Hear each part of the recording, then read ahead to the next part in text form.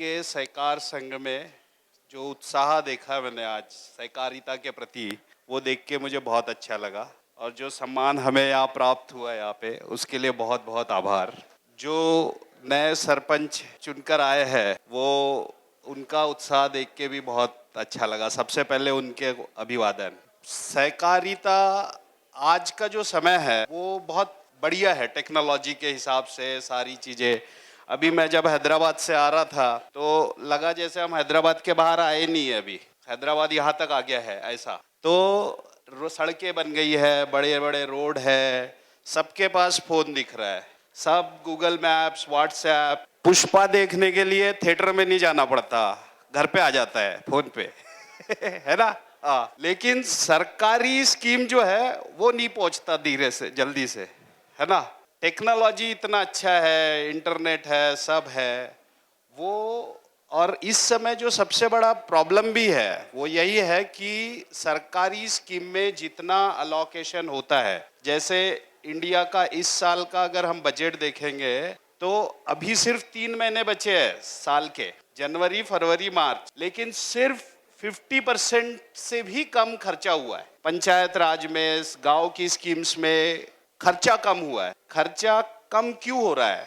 वो उसका कारण ये है कि टेक्नोलॉजी का सरकारी स्कीमों में, गांव में लेने में हम इस्तेमाल कम कर रहे हैं। दूसरा एक जो प्रॉब्लम है वो ये है कि हम आज इतने सारे सरपंच यहाँ बैठे हैं, हम गांव को इंडिविजुअल एंटिटी की तरह अगर ट्रीट करेंगे तो आप गांव के लिए 1000 रुपए, 2000 रुपए, 10,000 रुपए, 5 लाख रुपए मिल गए, आपको लगता है खुशी हो गया। उसमें ग्राम डिजिटल ग्राम पंचायत, उसके लिए 2 लैपटॉप मिल गए, खुश हो गए। लेकिन बहुत पैसा है।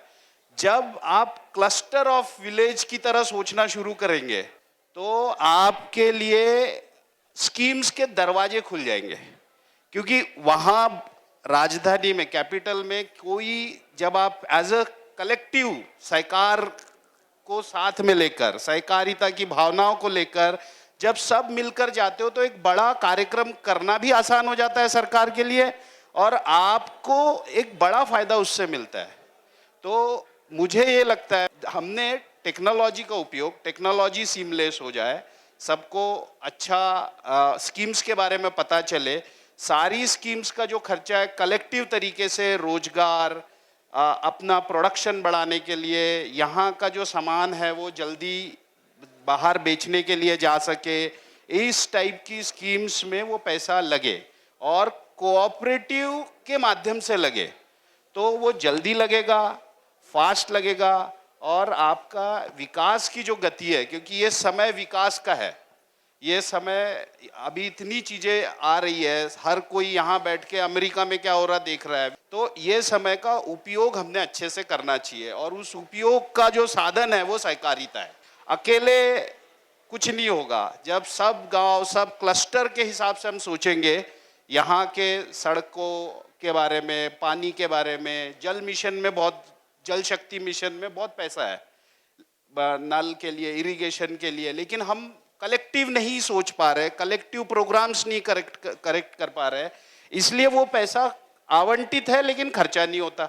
तो जब आज हम सारे सरपंच ये संकल्प करें कि हम पार्टी लाइन के ऊपर उठ के सारे गांव, 50 गांव है तो 50 गांव के सारे सरपंच मिलके प्रोग्राम क्रिएट करें कि हमको ये चीजें चाहिए इस जगह पे, और वो प्रोग्राम अगर 50 लोग मिलके, समिति के 5 लोग मिलाओ तो 250 लोग होते हैं, 250, 250 लोग मिलके जब उस प्रोग्राम को प्रेजेंट कर रहे हैं तो उसकी ताकत ज्यादा है। वो शुरू के अगर आप वो देखो ना, जैसे परशुराम भगवान थे, नरसिम्हा भगवान थे, वो सब अकेले अकेले आए, ठीक है। फिर बाद में राम भगवान आए तो उन्होंने वानर सेना ली और साथ में गए लड़ने। कृष्ण भगवान बोले मैं तो लड़ूंगा ही नहीं, अपना संगठन बनाओ, लड़ो।